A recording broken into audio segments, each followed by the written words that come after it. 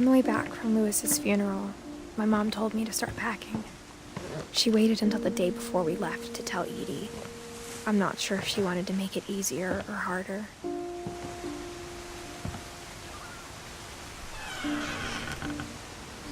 I wish we'd stayed.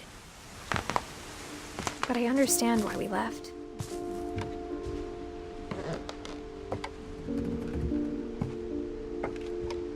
What happened that night had been coming for a long time. Maybe it should have come sooner.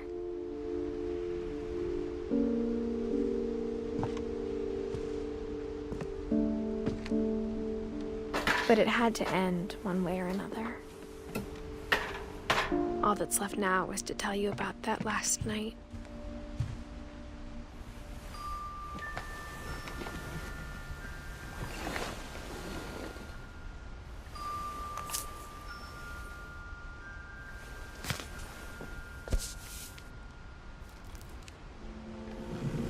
That whole last day, Edie just watched us pack and didn't say a word. Until supper, when she raised her glass and said, "To our final night together, and all our final nights apart." Grandma, you know what I said about alcohol. Some of your medications are very Edith, specific. I left a present for you in the hallway. Why don't you go open it? The grown-ups have to argue now. I'm sorry, you're right. We're all leaving tomorrow. Let's just enjoy our last... I'm not leaving. Edith, you're excused.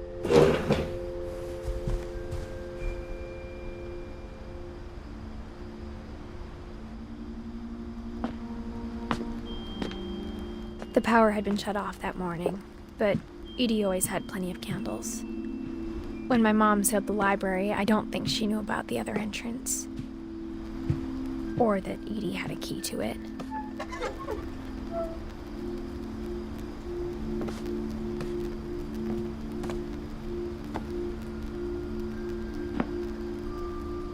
That thing you're afraid of isn't going to end when you leave the house. Edith has a right to know these stories. My children are dead because of your stories. I think it's best if Edith and I leave tonight. We'll have the nursing home send a van for you in the morning, okay?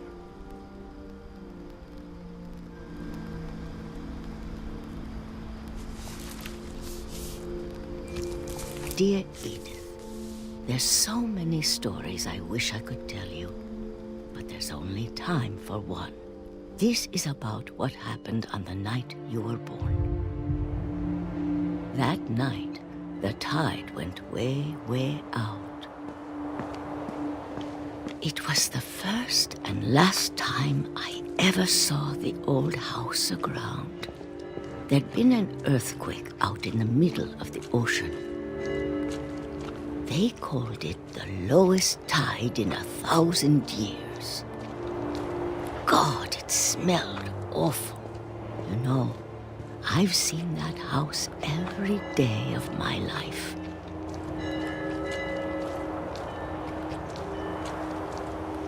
But I never thought I'd go back to it. When the fog rolled in, I lost my way.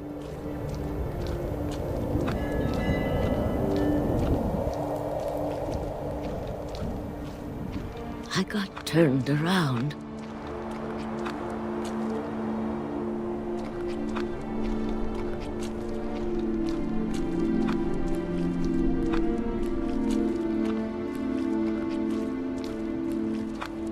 For a while, I wandered.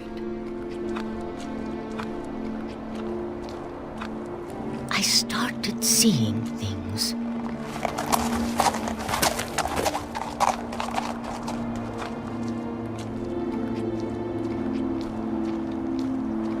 Things I'd forgotten had ever existed.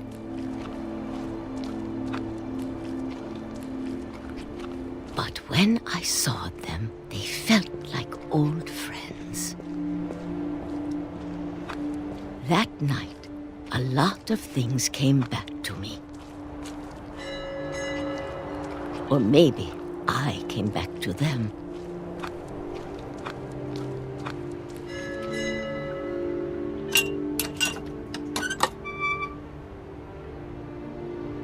things I can't explain, but that I need you to try and... Edith, what are you doing in here? It's mine. Edith! Mom, you're gonna rip it! Let go!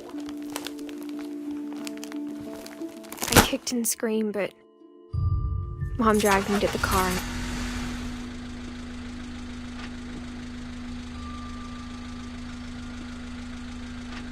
I never saw Great-Grandma Edie again. The next morning, the van came to pick her up, but she was already gone. After that, we moved around a lot.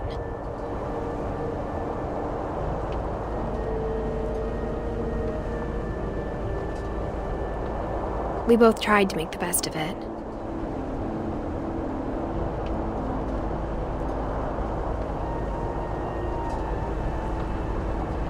A few years went by.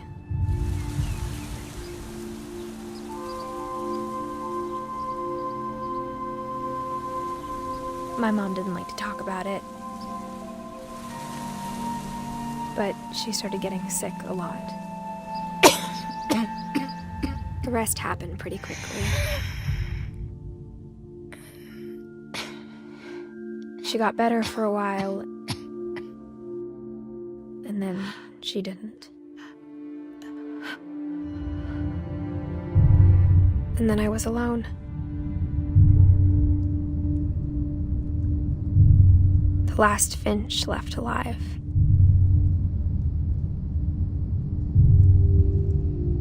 Until I found out about you.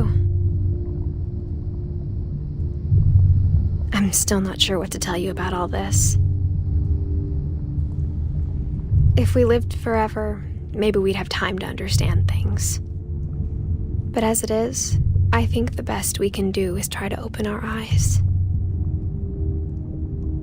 And appreciate how strange and brief all of this is.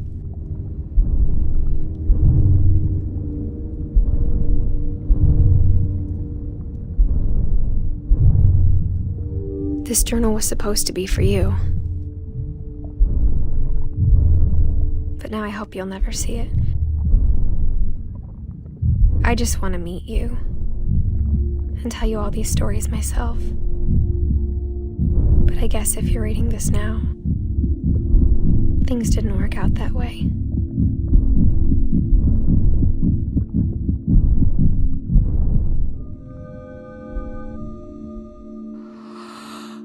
This is where your story begins. I'm sorry I won't be there to see it. It's a lot to ask, but I don't want you to be sad that I'm gone. I want you to be amazed that any of us ever had a chance to be here at all. Good luck.